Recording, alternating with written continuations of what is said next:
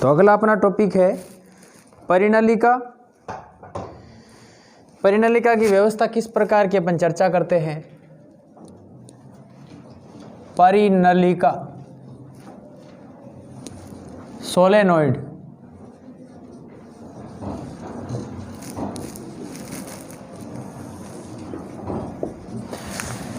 परिनलिका में अपने पास एक बेलनाकार कुचालक पदार्थ का बना हुआ बेलन होता है, उसके ऊपर तार लपेटे जाते हैं। यानी कि इसकी परिभाषा बन जाएगी, यदि किसी कुचालक या चीनी मिट्टी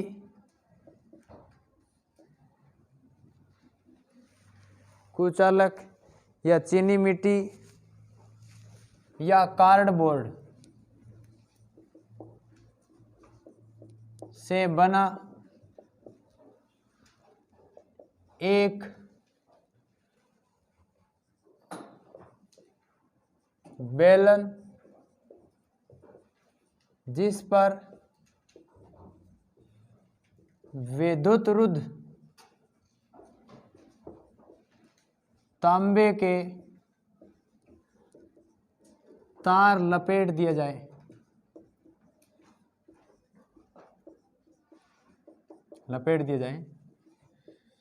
जिसकी लंबाई ज़्यादा,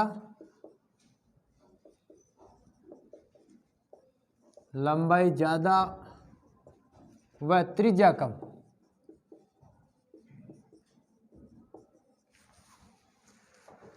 विद्युतरुद्ध तांबे के तार लपेट दी जाए तो इस प्रकार की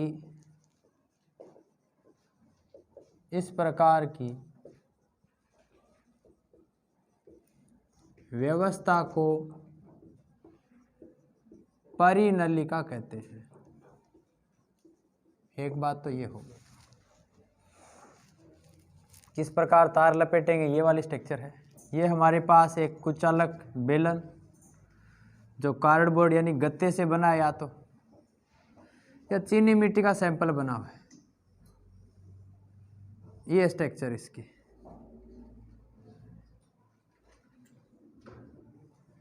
ये हमारे पास परिनलिका का काम करेगा। एक साइड से धारा प्रवेश करेंगे,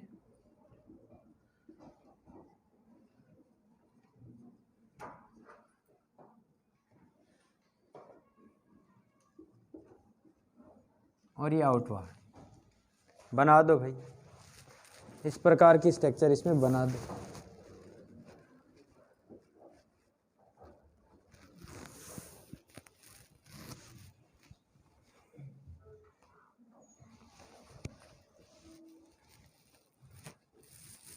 धारा प्रवाहित करने के लिए एक बैटरी लगा दो।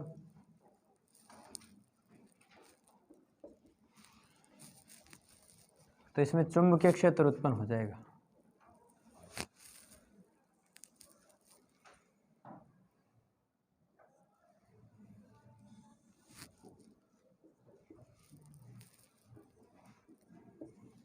एक साइड से प्रवेश करेगा, एक साइड से बाहर निकलेगा, और लूप भी और बनाएगा। ऐसे लूप भी बनाएगा ये।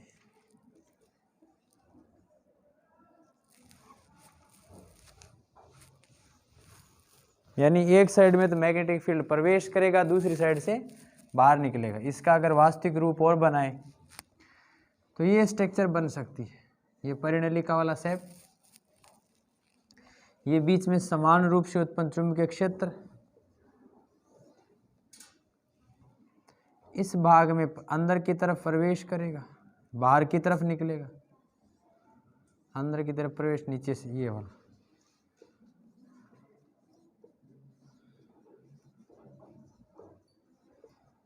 ये स्ट्रक्चर एक साइड से प्रवेश कर रहा है, दूसरी साइड में इंटर कर रहा है। That's all. बना दो भाई।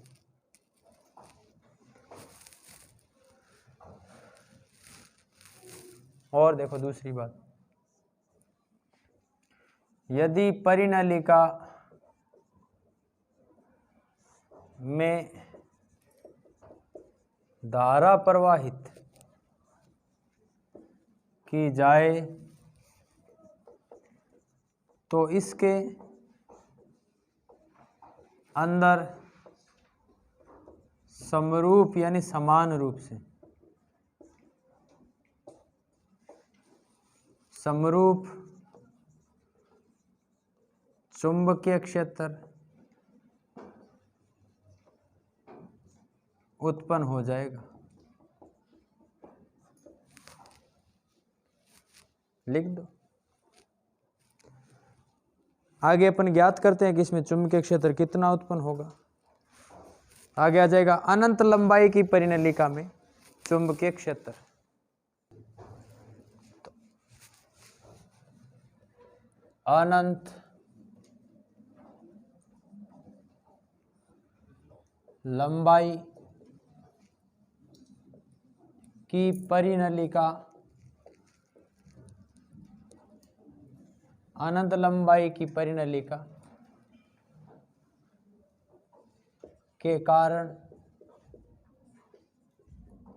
उत्पन्न चुंबकीय क्षेत्र अनंत लंबाई की परिनलिका के कारण चुंबकीय क्षेत्र। वास्तविक रूप से अपने को इसमें देखना है कि जो हमारे पास परिनलिका बन रही है, ये परिनलिका है, तो इसमें हम एक काल्पनिक लूप भी लेंगे जिसका कुछ भाग बाहर हो कुछ अंदर हो। ऐसे इस प्रकार का एक लूप लेंगे और हम देखेंगे कि इस लूप के कारण चुंबकीय क्षेत्र कितना उत्पन्न हो रहा है। पी क्यू आर ऐसे एक लूप जिसमें P से Q की जो साइड है वो x लंबाई की है। चित्र बना दो भैया, x लंबाई की है। चूंकि हमारे पास चुंबकीय क्षेत्र इसके अंदर समान रूप से है, इसलिए हम उसको भी रिप्रेजेंट कर देते हैं। ये चुंबकीय क्षेत्र है B।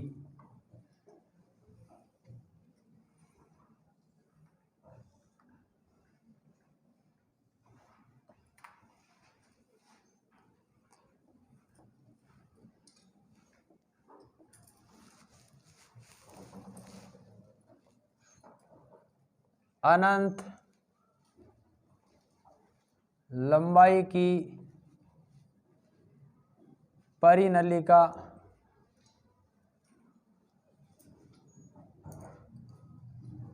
अनंत लंबाई की परिनलिका में B के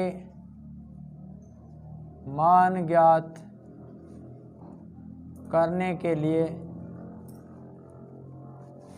B के मान ज्ञात करने के लिए एक आयताकार लूप PQRS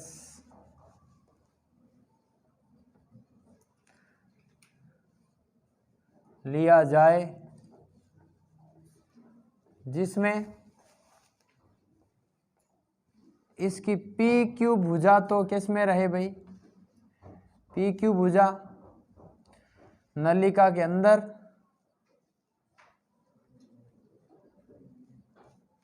वह RS भुजा नलिका से बाहर।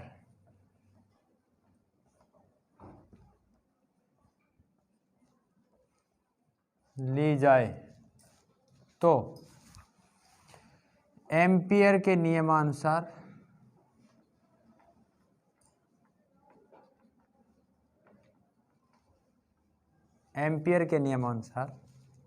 समाकलन और B डॉट DL जो है वो आएगा P से Q तक B dot DL plus Q से R तक B dot DL plus R से S तक B dot DL plus S से P तक वापस। ये पूरा एक लूप बन गया। और किसी भी बंद लूप से निर्गत धारा का बीजगणितीय योग summation of I into mu zero कर दो, ये एम्पियर का नियम हो गया। यानी इस पूरे लूप के अनुदिश पी से क्यू तक पहले, फिर क्यू से आर, आर से एस, एस से पी, एक पूरे लूप में से धारा कितनी जा रही है उसका म्यू जीरो गुणा होता है इसका रेखीय समाकलन। हम ये बात जानते हैं कि Q और R जो है चुंबकीय क्षेत्र के लंबवत है। किसके लंबवत है? Q से R तक। यहाँ तो थीटा कितना आ जाएगा? 90 डिग्री।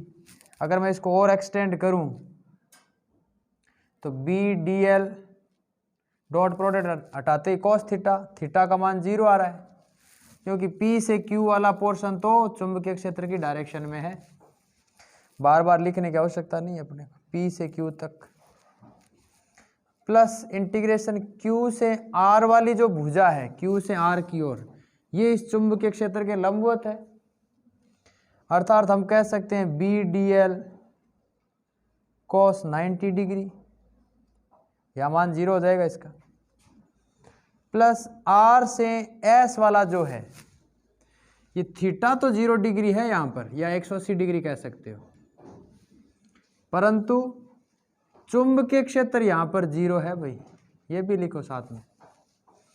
तो इसमें आ जाएगा 0 dot D L cos 0 degree, क्योंकि यहाँ पर b बराबर क्या है? 0। कोष्ठक के पास में ये भी लिख देना।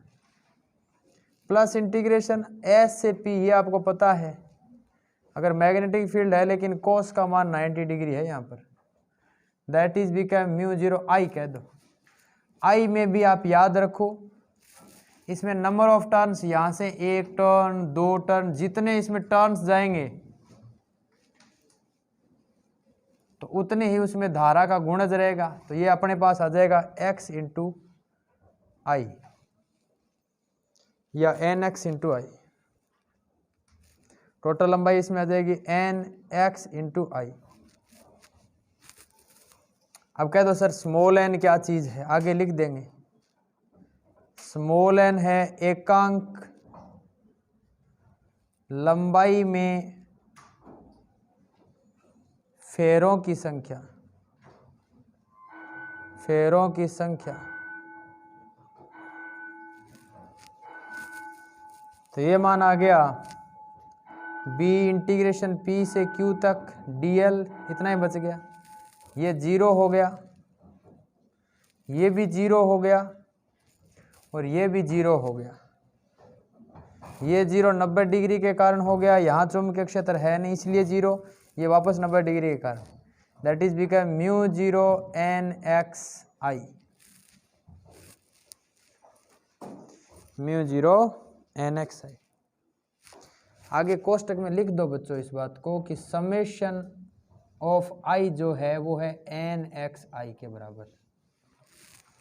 बीजगणितीय योग x दूरी तक यानी p से q तक बीजगणितीय योग एन एक्स होगा, एन एक्स इंटू आई। प्रत्येक फेरे में धारा का मान i है, x लंबाई थी, एकांक लंबाई में फेरों की संख्या स्मॉल n है, तो x लंबाई में फेरों की संख्या कितनी हो जाएगी? n इंटू एक्स, और प्रत्येक फेरे में धारा का मान कितना? i, तो टोटल कितना आ जाएगा? एन एक्स आई। लिख दो भाई, हमने dl को तो x मान रखा है, p से q तक की लंबाई कितनी है? x। चित्रानुसार सारी बातें लिखी हुई है इसमें, तो चित्र में सारी बातें हम जानते हैं, इस बात को लिख देंगे। फिर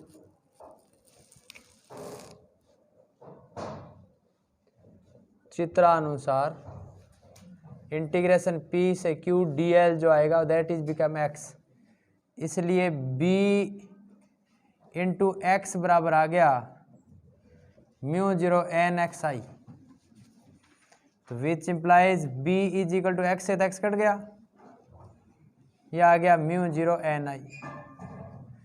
हमारे पास परिनलिका के कारण उत्पन्न चुंबकीय क्षेत्र का सूत्र आ गया। याद रखो परिनलिका के कारण उत्पन्न चुंबकीय क्षेत्र जो होगा वो होगा म्यू 0 एन आई,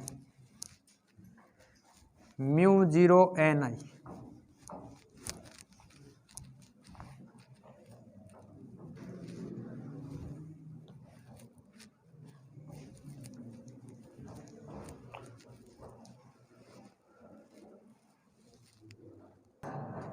यदि कुंडली में कुल फेरों की संख्या n हो,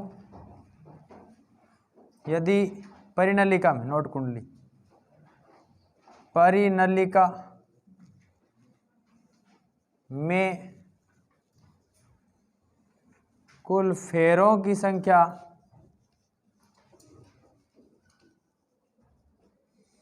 कैपिटल N हो तथा इसकी लंबाई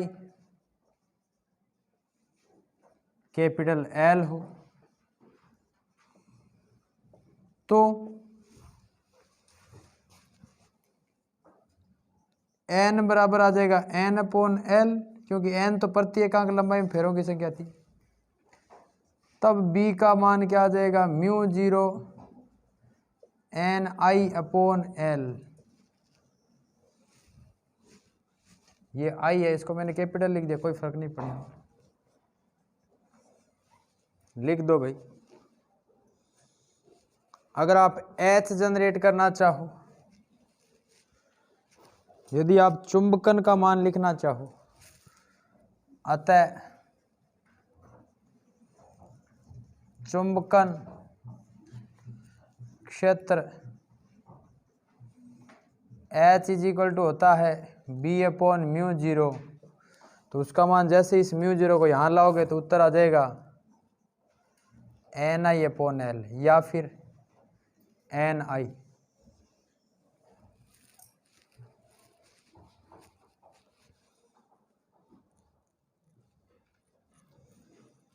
उसके बाद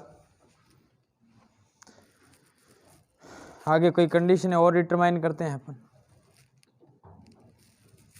माध्यम के अंदर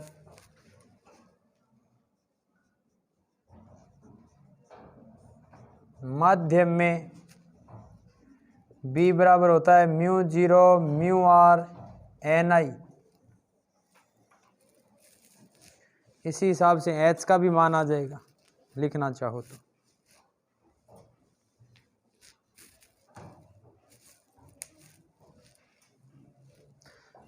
μr क्या है, माध्यम की चुंबकनशीलता या आपेक्षिक चुंबकनशीलता भी कह सकते हो। अगला टॉपिक लिखो इसी में ही। तो अपन को ये पता चल गया कि त्रिज्या r और लंबाई का यहाँ कोई योगदान नहीं है। या अगर इस सूत्र में भी देखो आप ढंग से, या फिर B बराबर μ0 Ni में भी देखो, तो ये कह सकते हो अतः आदर्श परिनलिका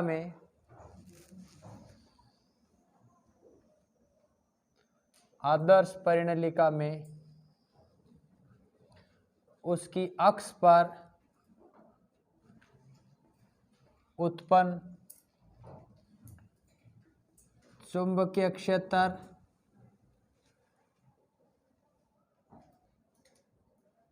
परिनलिका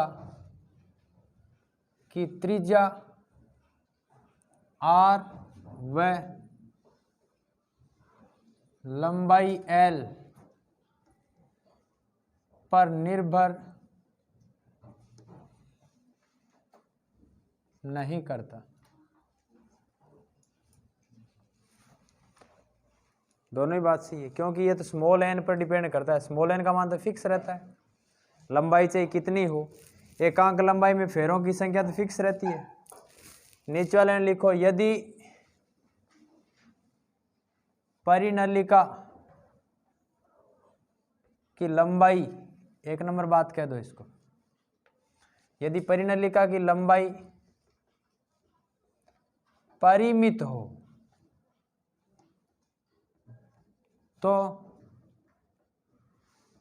उसकी अक्ष पर उत्पन्न चुंबकीय क्षेत्र, अब ये बायो-सावर्ट के नियम से प्राप्त करते हैं हम लोग,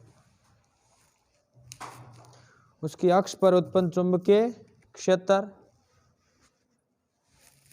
आपको एक सूत्र याद होगा, हमने बायो-सावर्ट में धारावाही चालक तार के कारण एक सूत्र ज्ञात किया था, उसी प्रकार का सूत्र इसमें आने वाला है। कैसे आएगा देखते हैं।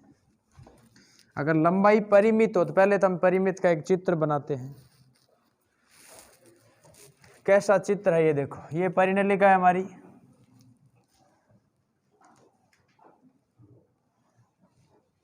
ये इसकी अक्ष है, इस किनारे के साथ और इस किनारे के साथ। ध्यान से सुनना,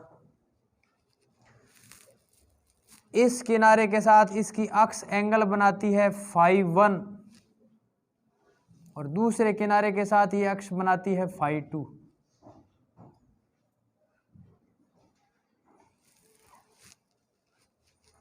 लिख लो भाई, चित्र में सब कुछ हमने समझा दिया है। ये किनारा है तो हम कह सकते हैं यदि परिनलिका के किनारों के साथ यदि कोण φ1 व φ2 बनता हो तो चुंबकीय क्षेत्र B बराबर μ0NI/2। याद करो वो सूत्र, पीछे एक सूत्र हमने पढ़ के आ चुके हैं sir, into cos φ1 minus cos φ2। इसको हम बायो सावर्ट के नियम से ज्ञात कर पाते हैं, आइडियल साइन थीटा वाले सूत्र से। प्रूफ की अपने को आवश्यकता नहीं है, सीधा याद रखो किनारों के साथ अगर φ1 और φ2 एंगल बनता हो तो चुंबकीय क्षेत्र का मान आता है μ0NI/2 cos φ1 माइनस cos φ2। हम कह दें कि यदि परिनलिका के एक किनारे पर चुंबकीय क्षेत्र ज्ञात करना हो तो आप याद करो कि अगर मैं इस बिंदु को किनारे पे ले आऊं, जैसे ही किनारे पे लाऊंगा तो यहाँ फाई तो बन जाएगा 90 डिग्री एंगल। φ1 का मान कितना बन जाएगा 90 डिग्री, और φ2 यानी कि यहाँ से लेकर यहाँ तक का टोटल मान कितना बन जाएगा 180। तो यानी कि B बराबर आ जाएगा μ0NI/2 cos 90 degree minus cos 180 degree. cos 180 का मान आप जानते हो -1 होता है, μ0NI/2 इसका मान 0 माइनस माइनस +1। इसका मतलब किनारे पर चुंबकीय क्षेत्र का मान उसके मध्य बिंदु का आधा रहता है। बहुत इंपॉर्टेंट टर्म्स है ये। परिनलिका के किनारे पर अर्थात परिनलिका के किनारे पर उत्पन्न चुंबकीय क्षेत्र उसकी अक्ष पर चुंबकीय क्षेत्र उसकी अक्ष पर B के मान का आधा रहता है। B मतलब चुंबकीय क्षेत्र। अगला अपना टॉपिक आ जाता है दंड चुंबक एक धारावाही परिनलिका, दंड चुंबक एवं धारावाही परिनलिका के व्यवहार की तुलना। अगला टॉपिक आ गया अपना दंड चुंबक एवं दंड चुंबक एवं धारावाही परिनलिका के व्यवहार की व्याख्या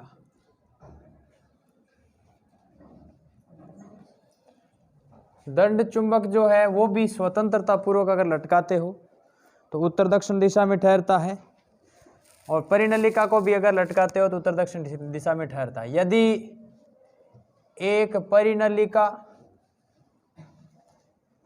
को एक रेशम के धागे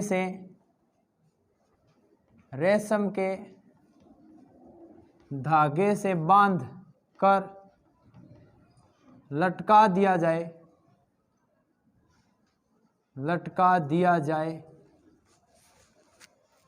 बांध कर लटका दिया जाए, तो यह सदैव उत्तर दक्षिण दिशा में ठहरती है। एक बात तो ये, अर्थात यह एक दंड चुंबक की तरह व्यवहार करती है, अर्थात यह एक दंड चुंबक, दंड का मतलब छड़ चुंबक,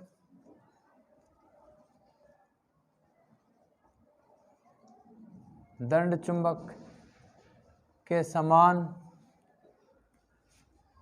व्यवहार करती है।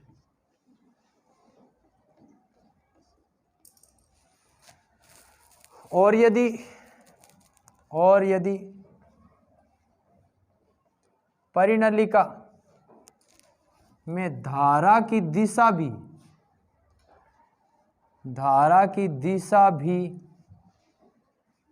बदल दी जाए, धारा की दिशा भी बदल दी जाए, तो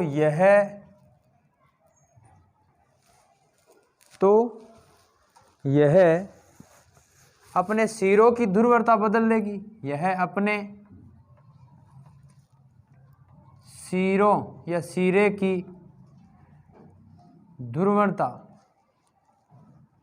बदल लेगी। मतलब जो उत्तरी ध्रुव की तरफ था वो दक्षिणी ध्रुव में वापस हो जाएगा, और दक्षिणी ध्रुव वाला सिरा है वो उत्तरी ध्रुव में, क्योंकि दिशा बदलते ही उसके चुंबकीय क्षेत्र की दिशा बदल जाएगी। परिनलिका में पहले चुंबकीय क्षेत्र उत्तर से दक्षिण उत्पन्न हो रहा था, और जैसे हमने धारा की दिशा बदली तो उसमें दक्षिण से उत्तर की ओर हो जाएगा। तो कहने का मतलब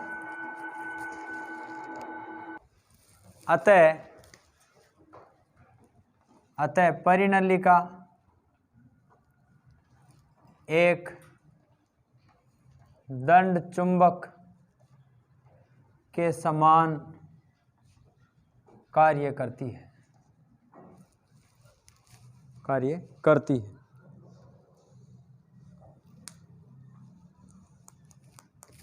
परिनलिका के अंदर तो चुंबकीय बल रेखाएं समांतर रहती है, परंतु जैसे किनारों से बाहर निकलती है तो वक्राकार हो जाती है।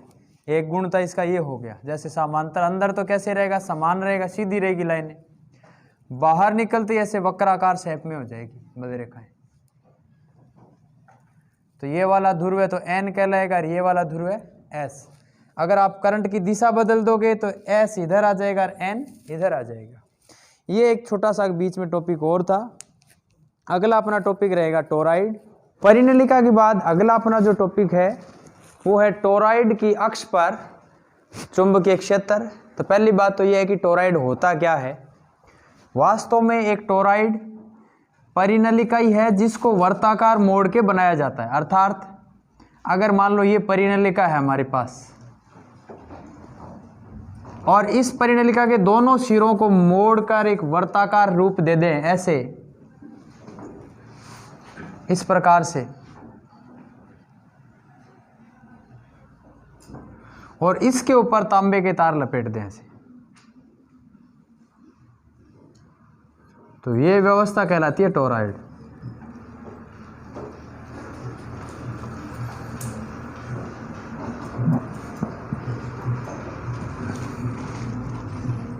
ये व्यवस्था अपने पास कहलाती है टोरॉइड। यानी कि टोरॉइड एक अंतहीन लंबाई की परिनलिका होती है।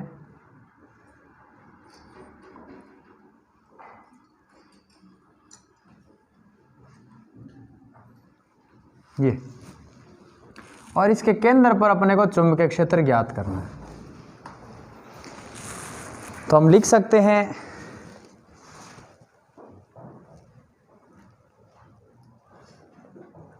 टोरॉइड एक अंतहीन लंबाई की परिनलिका होती है।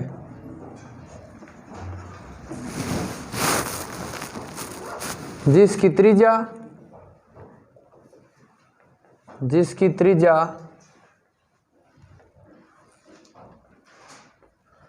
उसकी लंबाई से अधिक होती है, जिसकी त्रिज्या उसकी लंबाई से कम होती है। ये भी बात सही है। वास्तव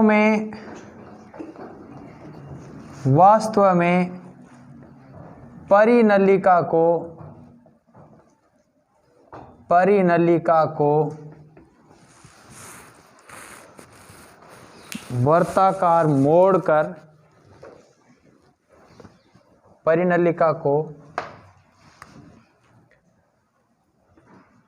वर्ताकार मोड़कर इसके सिरे मिला दिए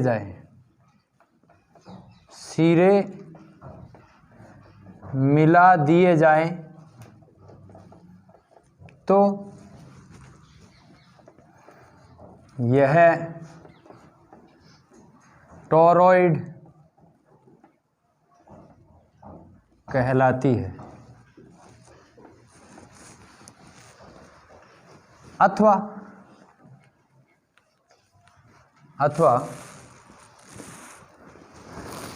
किसी कम त्रिज्या की वर्ताकार वलय, किसी कम त्रिज्या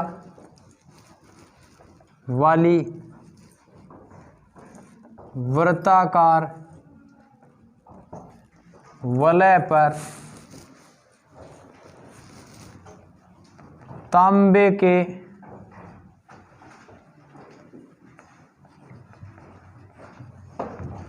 के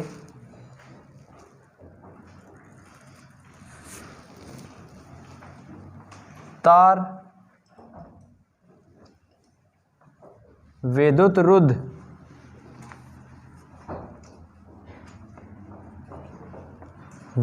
रुद्ध से लपेट दिया जाए। विद्युत रुद्ध मतलब आपस में इंसुलेटेड रहे, लपेट दिए जाएं, तो यह व्यवस्था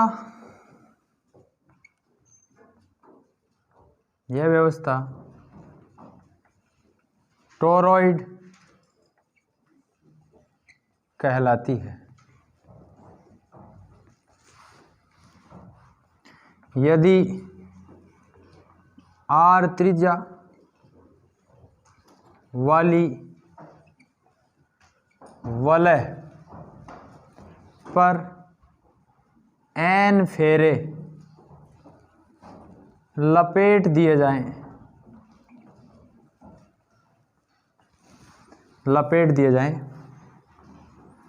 वह इसमें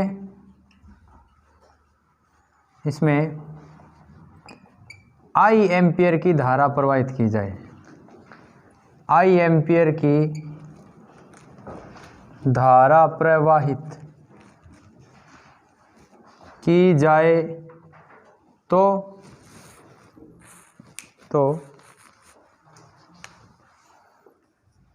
इसकी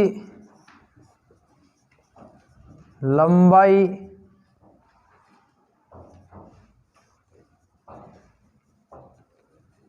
अल्पांश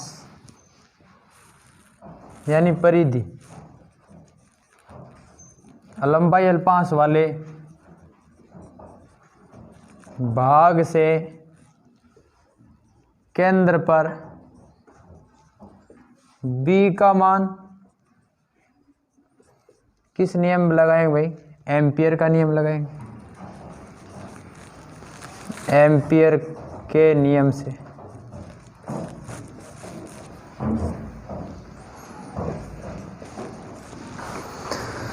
एम्पियर के नियम से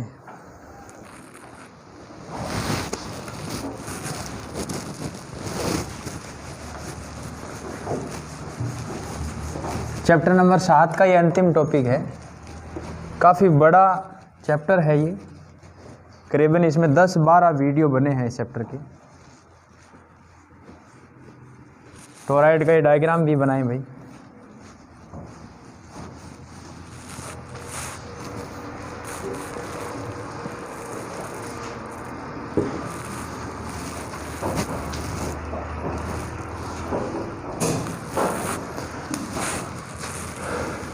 integration B.dl is equal to mu 0 summation i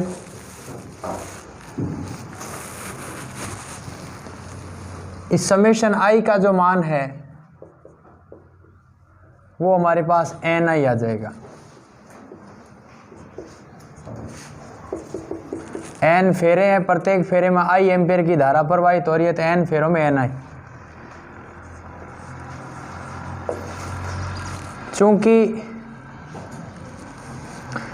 toroid के अंदर चुंबकीय क्षेत्र वर्ताकार रूप में उत्पन्न होता है, अतः समाकलन ऑफ dl का जो मान है वो आ जाएगा 2πr। इसलिए b इंटू 2πr का जो मान है वो म्यू 0 ni के बराबर आ गया। जैसे ही आप b का मान लिखोगे तो म्यू 0 ni अपॉन 2πr आ जाएगा इसका मान।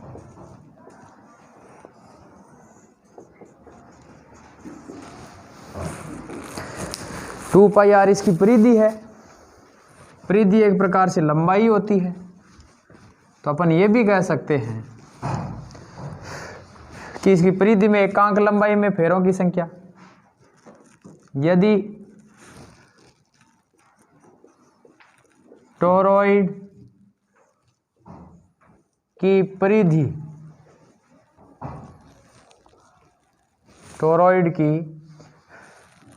की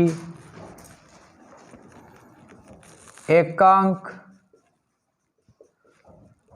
लंबाई, टोरॉइड की परिधि की एकांक लंबाई में फेरों की संख्या स्मॉल n हो तो कोष्टक में लिख देना स्मॉल n बराबर n अपॉन 2πr। इसका मतलब b का मान उतना ही प्राप्त होगा जितना एक परिनलिका के कारण उत्पन्न होता है, लेकिन ये वर्ताकार हो जाती है, बस फर्क इतना ही है।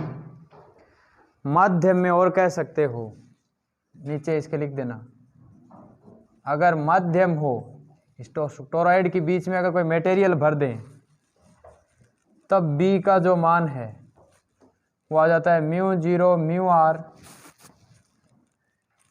ni upon 2πr।